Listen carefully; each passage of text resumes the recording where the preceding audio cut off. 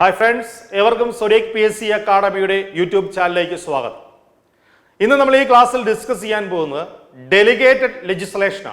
Delegated legislation. Now, delegated legislation is അതിന്റെ പോരായ്മകൾ എന്തൊക്കെയാണ്, അതിന്റെ പ്രാധാന്യം എന്താണ്, ഇങ്ങനെയുള്ള കാര്യങ്ങളൊക്കെ തന്നെ അതുമായി ബന്ധപ്പെട്ട കാര്യങ്ങളൊക്കെ തന്നെ നമ്മൾ ഈ ക്ലാസ്സുകളിലൂടെ ഡിസ്കസ് ചെയ്യുന്നുണ്ട്. നമുക്കറിയാം നമ്മുടെ ഡിഗ്രി ലെവൽ മെയിൻ എക്സാമിന് പുതിയതായിട്ട് കൂട്ടിച്ചേർക്കപ്പെട്ട അല്ലെ Kerala governance and system of അഡ്മിനിസ്ട്രേഷനിൽ കൂട്ടിച്ചേർക്കപ്പെട്ടുള്ള പുതിയൊരു ടോപ്പിക്കാണ് ഡെലിഗേറ്റഡ് ലെജിസ്ലേഷൻ എന്ന് പറയുന്നത്. അപ്പൊ അത് എന്താണെന്നുള്ള കാര്യമാണ് നമ്മൾ പഠിക്കാൻ പോകുന്നത്.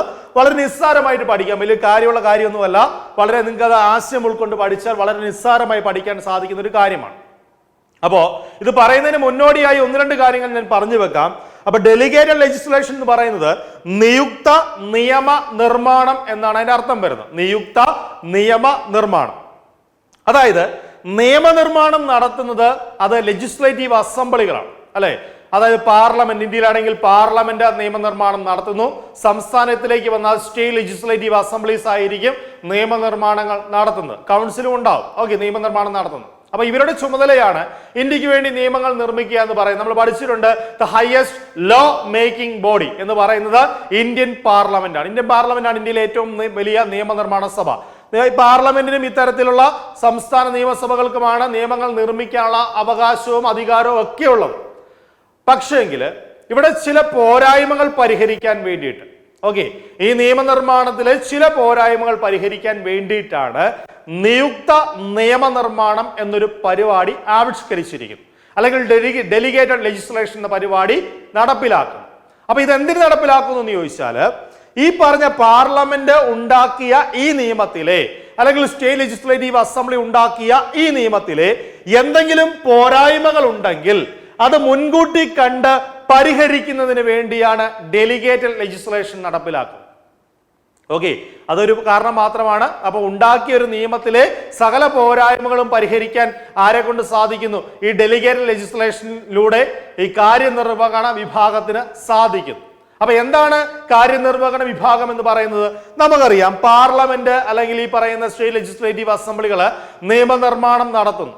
ആ നിയമനിർമ്മാണം നടത്തിയ നിയമങ്ങൾ അല്ലെങ്കിൽ നിയമങ്ങൾ നടപ്പിലാക്കുന്നത് കാര്യനിർവഹണ വിഭാഗത്തിലൂടെയാണ് ഈ ഉണ്ടാക്കിയ നിയമങ്ങൾ നടപ്പിലാക്കപ്പെടുന്നത് അല്ലെ. അപ്പൊ ഒരിക്കലും ശരിക്കും പറഞ്ഞാൽ നേരിട്ട് പറയുകയാണെങ്കിൽ കാര്യനിർവഹണ വിഭാഗത്തിന് നിയമങ്ങൾ നിർമ്മിക്കാനുള്ള അധികാരം ശരിക്കും പറഞ്ഞാൽ ഇല്ല.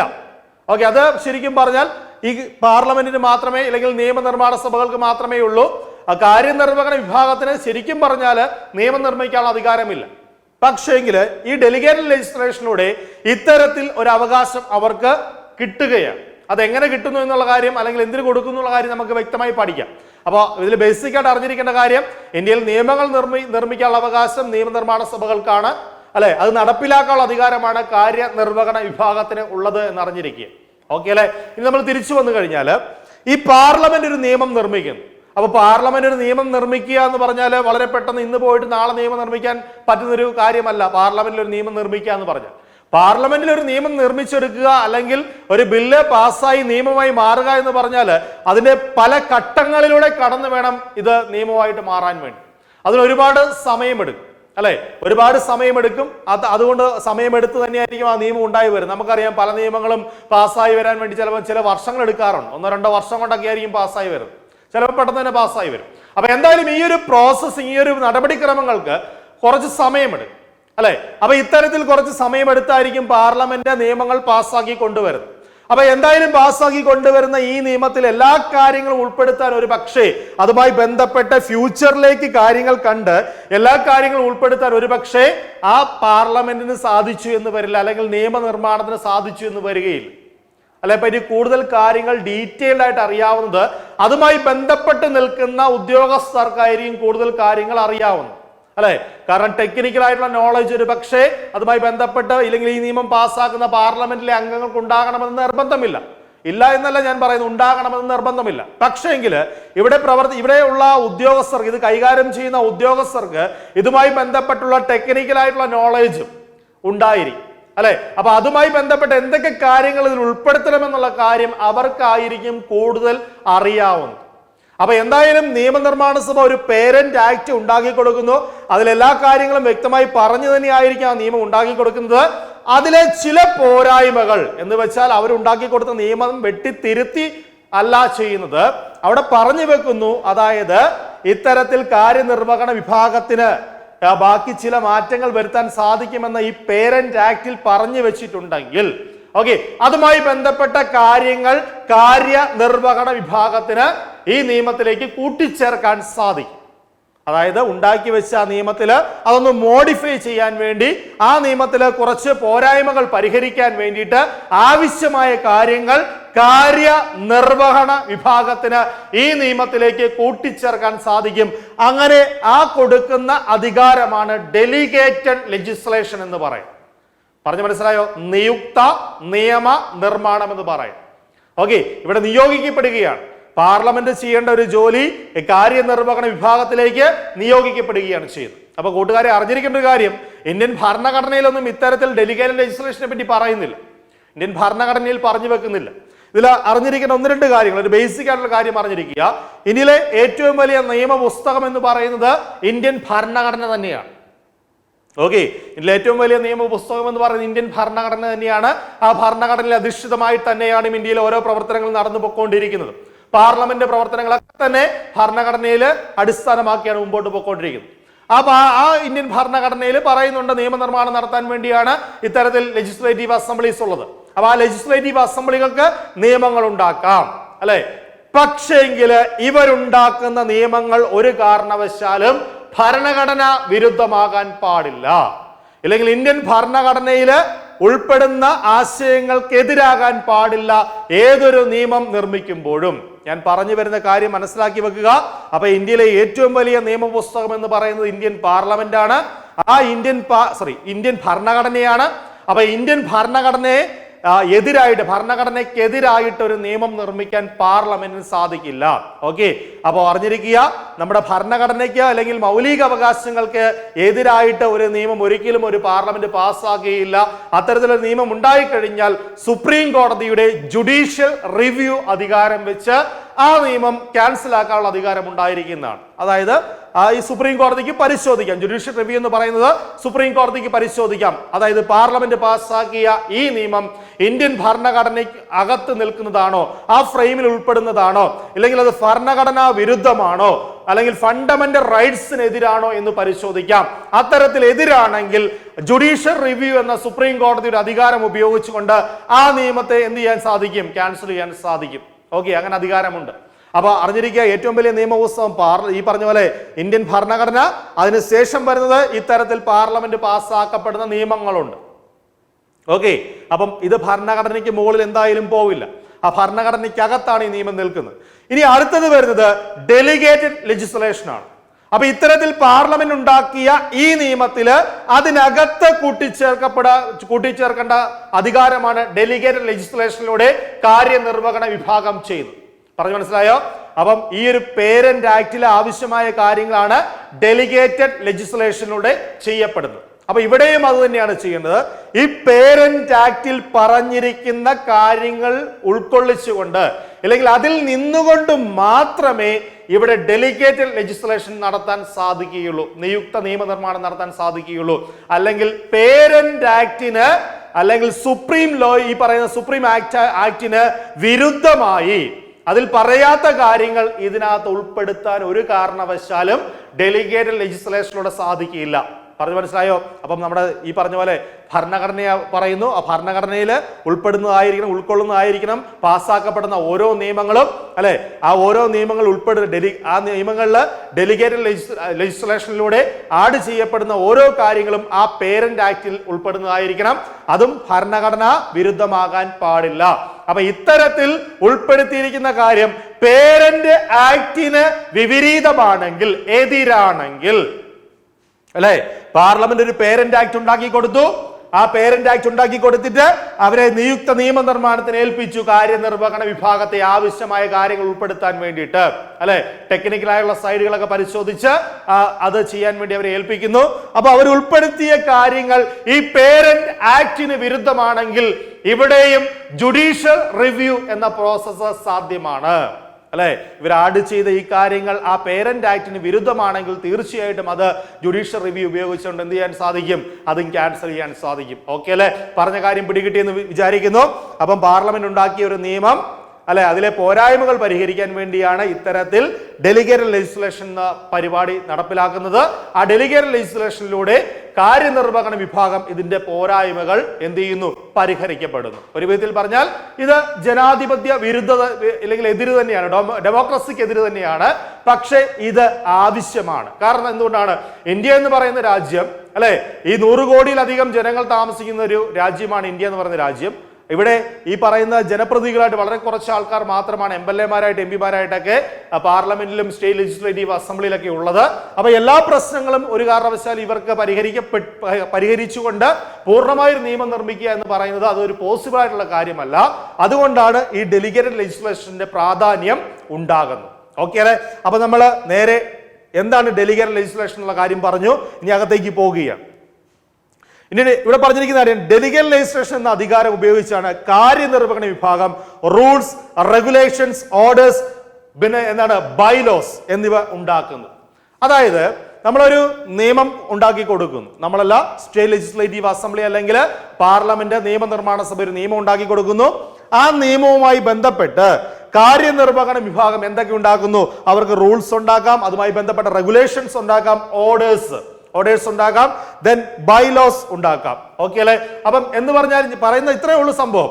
അതായത് നിയമനിർമ്മാണ സഭ ഉണ്ടാക്കിയ നിയമത്തിൽ ആവശ്യമായ കാര്യങ്ങൾ അവർ ഉൾപ്പെടുത്തുന്നു എന്ന് വെച്ചാൽ പൂർണ്ണമായും ആ നിയമം നടപ്പിലാക്കാൻ വേണ്ടി ആവശ്യമായ എന്തൊക്കെ കാര്യങ്ങളുണ്ടോ അത് ആര് ചെയ്യുന്നു, കാര്യനിർവഹണ വിഭാഗം ഈ പേരന്റ് ആക്ടിലേക്ക് എന്ത് ചെയ്യുന്നു, കൂട്ടിച്ചേർക്കുന്നു.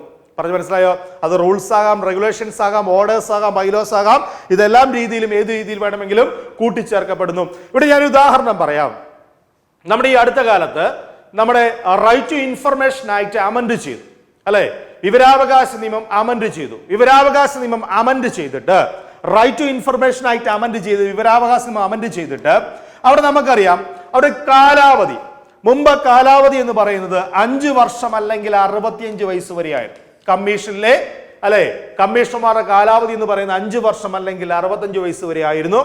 ഇപ്പോഴത്തെ കാലാവധി എത്രയെന്ന് ചോദിച്ചാൽ 3 വർഷം അല്ലെങ്കിൽ 65 വയസ്സ് വരെയാണ്. നിലവിലെ കാലാവധി എത്രയാണ്? 3 വർഷം അല്ലെങ്കിൽ 65 വയസ്സ് വരെ. അത് നമുക്കറിയാം 2019 ഭേദഗതിക്ക് ശേഷമാണ് ഇത്തരത്തിൽ മാറ്റം ഉണ്ടായത്. അപ്പോ ഇവിടെ ഈ ഭേദഗതിയിലൂടെ ഞാൻ പഠിപ്പിക്കുമ്പോൾ പലപ്പോഴും പറഞ്ഞിട്ടുള്ള കാര്യമാണ്.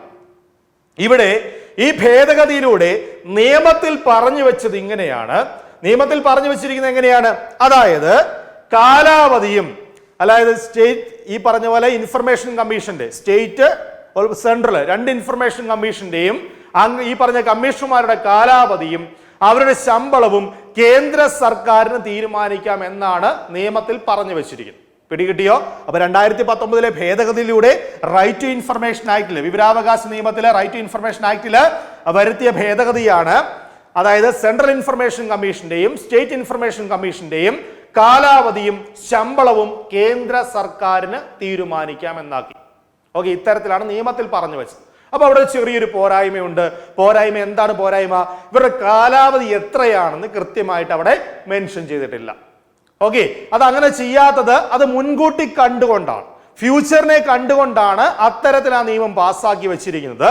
അതെന്താണെന്ന് ഞാൻ പറഞ്ഞു തരാം. അപ്പൊ അവിടുത്തെ പോരായ്മ പരിഹരിക്കാൻ വേണ്ടി കേന്ദ്ര സർക്കാരോട് ഒരു ഓർഡർ ഇറക്കി. ആ ഓർഡർ പറയുന്ന ഇത്തരത്തിലാണ്, എന്ത്, ഇനി മുതൽ ഈ പറയുന്ന സെൻട്രലും സ്റ്റേറ്റ് ഇൻഫർമേഷൻ കമ്മീഷന്റെയും കാലാവധി എത്രയായിരിക്കും? 3 വർഷം അല്ലെങ്കിൽ 65 വയസ്സ് വരെ ആയിരിക്കും. അപ്പം ഇവിടെ ഈ പേരന്റ് ആക്ടില് പറഞ്ഞു വെച്ചിട്ടുണ്ട് കേന്ദ്ര സർക്കാരിന് തീരുമാനിക്കാം. എന്തു തീരുമാനിക്കാം? ഈ പറഞ്ഞ കാലാവധിയും സാലറിയും തീരുമാനിക്കാമെന്ന് പറഞ്ഞു വെച്ചു. അതിന്റെ അടിസ്ഥാനത്തില് കേന്ദ്ര സർക്കാർ ഓർഡർ ഇറക്കുന്നു. ആ ഓർഡർ എന്നാ പറയുന്നത്? ഇനി മുതൽ കാലാവധി എന്ന് പറയുന്നത് 3 വർഷം അല്ലെങ്കിൽ 65 വയസ്സ് വരെയാണ്. അപ്പൊ നിയമത്തിലെ ആ ഒരു പോരായ്മ ഈ കാര്യനിർവഹണ വിഭാഗം എന്ത് ചെയ്തു? പരിഹരിച്ചു. ഓക്കെ, അപ്പം ഇവിടെ ഈ നിയമത്തിൽ എന്തുകൊണ്ടായിരിക്കും പറഞ്ഞു വെച്ചത്? ഇനി മുതൽ ഈ പറയുന്ന എന്താണ് കാലാവധിയും സാലറിയും അത് കേന്ദ്ര സർക്കാരിന് തീരുമാനിക്കാം എന്ന് പറഞ്ഞു വെച്ചതിന്റെ കാര്യം എന്താണ്? അല്ലെ, ഇനി അങ്ങോട്ട് പോകുന്ന സമയത്ത് ഈ ഒരു കാരണത്താൽ ഈ നിയമം ഭേദഗതി വരുത്തേണ്ട ഒരു അവസ്ഥ ഉണ്ടാകാൻ പാടില്ല. കാരണം 2 വർഷം കഴിയുമ്പോൾ തോന്നുക, ഓക്കെ, 2 വർഷം കഴിയുമ്പോൾ തോന്നുക ഇപ്പോഴത്തെ സാലറി 2.5 ലക്ഷം മാറ്റിയിട്ട് സാലറി 3 ലക്ഷം ആക്കണം. കാരണം ആ കാലം കഴിഞ്ഞു പോകും തോറും അല്ലെ ആ വാല്യൂ ഉണ്ടാവില്ലെങ്കിൽ സാലറി കൂട്ടേണ്ടി വരും. മുമ്പത്തെ സാലറി അല്ല, ഇപ്പോൾ സാലറി കൂട്ടി. അപ്പൊ ഒരു 2 വർഷം കഴിയുമ്പോൾ അല്ലെങ്കിൽ ഒരു 5 വർഷം കഴിയുമ്പോൾ സാലറി 3 ലക്ഷം ആക്കണം അല്ലെ. അങ്ങനെ ആക്കണമെങ്കിൽ ഈ പറഞ്ഞ നിയമത്തിൽ ഇനി ഭേദഗതിയുടെ ആവശ്യമില്ല, ഓർഡർ ഇറക്കിയാൽ മതി അല്ലെ. ഇനി കാലാവധി മാറ്റാൻ തീരുമാനിക്കുന്നു, കാലാവധി 2 വർഷം കഴിഞ്ഞപ്പോൾ കാലാവധി മാറ്റാൻ തീരുമാനിക്കുന്നു, 4 വർഷം അല്ലെങ്കിൽ 65 വയസ്സാക്കാമെന്ന് തീരുമാനിക്കുന്നു, കേന്ദ്ര സർക്കാരിന് തീരുമാനിക്കാം. അവിടെ നിയമത്തിൽ ഭേദഗതിയുടെ ആവശ്യം പിന്നീട് വരുന്നില്ല. അപ്പൊ ഇത്തരത്തിൽ നിയമത്തിൽ ഭേദഗതികൾ കുറയ്ക്കാനും ഏത് സഹായിക്കുന്നുണ്ട്? ഡെലിഗേറ്റഡ് ലെജിസ്ലേഷൻ സഹായിക്കുന്നുണ്ട്. ഞാൻ പറഞ്ഞ കാര്യം പൂർണ്ണമായി മനസ്സിലാക്കാൻ വേണ്ടി ചുരുക്കി പെട്ടെന്ന് പറയാം. റൈറ്റ് ടു ഇൻഫർമേഷൻ ആക്ട് 2019 ഭേദഗതി ചെയ്ത് ഒരു മാറ്റം കൊണ്ടുവന്നു. ആ ഭേദഗതിയിൽ നിയമത്തിൽ വന്ന മാറ്റം ഇതാണ്. അതായത് സെൻട്രൽ ഇൻഫർമേഷൻ കമ്മീഷന്റെയും സ്റ്റേറ്റ് ഇൻഫർമേഷൻ കമ്മീഷന്റെയും കാലാവധിയും ശമ്പളവും കേന്ദ്ര സർക്കാരിന് തീരുമാനിക്കാം എന്നൊരു കാര്യം നിയമത്തിൽ ഉൾപ്പെടുത്തി.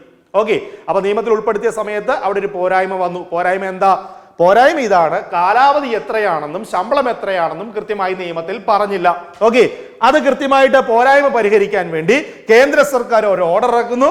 ആ ഓർഡറിന്റെ അടിസ്ഥാനത്തിൽ കാലാവധിയായി ശമ്പളവുമായി. ഓക്കെ, കാലാവധിയായി ശമ്പളവുമായി. അപ്പൊ ഇവിടെ പോരായ്മ ഇട്ടത് മനഃപൂർവ്വം തന്നെയാണ്. എന്തിനാണ്? ഇനി ഫ്യൂച്ചറിലേക്ക് പോകുമ്പോൾ ഇപ്പം അവിടെ ഇട്ട് ക്ലോസ് ഇങ്ങനെയാണെങ്കിൽ, അതായത് കാലാവധി 3 വർഷം അല്ലെങ്കിൽ 65 വയസ്സ് വരെയാണ്, സാലറി 2.5 ലക്ഷം രൂപ സാലറിയുമാണ് എന്ന് നിയമത്തിൽ പറഞ്ഞു വെച്ചിരുന്നെങ്കിൽ പിന്നീട് ഇനി അത് മാറ്റണമെങ്കിൽ ഈ പറയുന്ന നിയമം അമെൻഡ് ചെയ്യേണ്ടി വരും. ഇപ്പൊ നിയമം അമെൻഡ് ചെയ്യേണ്ട, പുതിയൊരു ഓർഡർ ഇറക്കിയാൽ മതി അല്ലെ. ഈ ഓർഡർ ക്യാൻസൽ ചെയ്തിട്ട് പുതിയൊരു ഓർഡർ ഇറക്കിയാൽ മതി. പറഞ്ഞു മനസ്സിലായോ? അപ്പൊ ഇത്തരത്തിൽ നിയമങ്ങൾ പരിഹരിക്കാൻ വേണ്ടിയിട്ട്, നിയമത്തിലുള്ള പോരായ്മകൾ പരിഹരിക്കാൻ വേണ്ടിയിട്ടാണ് എന്തു ചെയ്യുന്നത്? ഡെലിഗേറ്റഡ് ലെജിസ്ലേഷൻ എന്ന നടപടി സ്വീകരിക്കുന്നത്. പറഞ്ഞു മനസ്സിലായെന്ന് വിചാരിക്കുന്നു. ഇനി നമ്മൾ പേരന്റ് ആക്ടിലേക്ക് വന്നു കഴിഞ്ഞാൽ, പേരന്റ് ആക്ട് എന്ന് പറയുന്നത് ആ പാർലമെന്റ് അല്ലെങ്കിൽ നിയമനിർമ്മാണ സഭ പാസ്സാക്കിയ ആ നിയമമാണ് ഇത് പേരന്റ് ആക്ട് എന്ന് പറയുന്നത് അല്ലെ. ഈ പേരന്റ് ആക്ടിനകത്ത് നിന്നുകൊണ്ട് മാത്രമേ ഡെലിഗേറ്റഡ് ലെജിസ്ലേഷൻ പാടുള്ളൂ, സാധ്യമുള്ളൂ.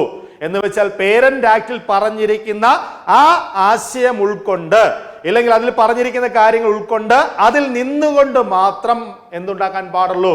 അതിനാവശ്യമായ റൂൾസ് ആൻഡ് റെഗുലേഷൻസ് അല്ലെങ്കിൽ ഓർഡേഴ്സ് അല്ലെങ്കിൽ ബൈലോസ് ഉണ്ടാക്കാൻ പാടുള്ളൂ. എന്ന് വെച്ചാൽ ഈ കാര്യനിർവഹണ വിഭാഗം ഉണ്ടാക്കുന്ന അല്ലെങ്കിൽ മാറ്റം വരുത്തുന്ന, കൂട്ടിച്ചേർക്കുന്ന ഇത്തരം കാര്യങ്ങൾ ഒരിക്കലും പേരന്റ് ആക്ടിന് വിരുദ്ധമാകാൻ പാടില്ല. പേരന്റ് ആക്ടിന് വിരുദ്ധമായി കഴിഞ്ഞാൽ അത് ജുഡീഷ്യൽ റിവ്യൂ ഉപയോഗിച്ച് എന്ത് ചെയ്യാൻ സാധിക്കും? അത് ക്യാൻസൽ ചെയ്യാൻ സാധിക്കും. പറഞ്ഞു മനസ്സിലായോ? അപ്പൊ പേരന്റ് ആക്ടില് അതോടൊപ്പം തന്നെ ചെയ്യുന്ന മറ്റൊരു കാര്യമുണ്ട്. പേരന്റ് ആക്ടില് ഇതിനൊരു അനുമതി കൂടെ കൊടുക്കും. ഇത്തരത്തിൽ മാറ്റം വരുത്താനുള്ള അനുമതിയുണ്ട്. ഇവിടെ നമ്മൾ ഓൾറെഡി പറഞ്ഞു വെച്ച അനുമതിയില്ലേ? എന്താണ്? കേന്ദ്ര സർക്കാരിന് തീരുമാനിക്കാം അല്ലെ. ശമ്പളവും സാലറിയും, അത് രണ്ടും ഒന്നാണ്. സാലറിയും കാലാവധിയും കേന്ദ്ര സർക്കാരിന് തീരുമാനിക്കാം എന്നൊരു അനുമതി കൊടുത്തു വെച്ചു നിയമത്തിൽ. അതിന്റെ അടിസ്ഥാനത്തിലാണ് RT ആക്ട് ഇത്തരത്തിലുള്ള ഓർഡർ ഇറക്കി കാലാവധിയൊക്കെ മാറ്റിയത്. എന്ന് പറഞ്ഞ പോലെ പേരന്റ് ആക്ടില് ഇത്തരത്തിൽ ഒരു അനുമതി കൊടുത്തു വെച്ചിട്ടുണ്ടായിരിക്കും. അതിന്റെ അടിസ്ഥാനത്തിലായിരിക്കും ഡെലിഗേറ്റഡ് ലെജിസ്ലേഷനിലൂടെ മറ്റു കാര്യങ്ങൾ കൂട്ടിച്ചേർക്കപ്പെടുന്നത്. പറഞ്ഞു മനസ്സിലായെന്ന് വിചാരിക്കുന്നു. അപ്പം നിയമനിർമ്മാണ സഭ നിയമമുണ്ടാക്കി കാര്യനിർവഹണ വിഭാഗത്തെ ഏൽപ്പിക്കുന്നു. ആ കാര്യനിർവഹണ വിഭാഗം അതിലെ പോരായ്മകൾ പരിഹരിച്ചുകൊണ്ട് നല്ലൊരു നിയമമാക്കി മാറ്റുന്നു. അതിൽ പല കാരണങ്ങളുണ്ട്, അതിന് നേട്ടങ്ങളൊക്കെ ഉണ്ട്. കാരണങ്ങൾ എന്തൊക്കെയാണ് നമ്മൾ അടുത്ത ക്ലാസ്സിൽ ഡിസ്കസ് ചെയ്യുന്നതായിരിക്കും. അപ്പൊ അടിസ്ഥാനമായിട്ട് എന്താണ് ഡെലിഗേറ്റഡ് ലെജിസ്ലേഷൻ എന്ന് മനസ്സിലാക്കി എന്ന് വിചാരിച്ചുകൊണ്ട് ഞാൻ നിർത്തുന്നു. Thank you so much. ഒപ്പം തന്നെ ഒരു കാര്യം പറയുന്നു, ഇതുമായി ബന്ധപ്പെട്ട എന്തെങ്കിലും ഡൗട്ട് ഉണ്ടെങ്കിൽ തീർച്ചയായും ചോദിക്കുക. ക്ലാസ്സിനെ പറ്റിയുള്ള അഭിപ്രായം എന്തുണ്ടെങ്കിലും നിങ്ങൾക്ക് തീർച്ചയായിട്ടും കമന്റ് ബോക്സിൽ അറിയിക്കുക. അതനുസരിച്ച് നമുക്ക് ക്ലാസ് മനസ്സിലാകുന്നില്ലെങ്കിൽ മാറ്റാം. ഈ രീതിയിൽ മതിയെങ്കിൽ ഈ രീതിയിൽ മുമ്പോട്ട് പോകാം. അപ്പൊ എന്തായാലും കൃത്യമായിട്ട് ക്ലാസ്സുകൾ കാണാൻ ശ്രമിക്കുക. Thank you so much.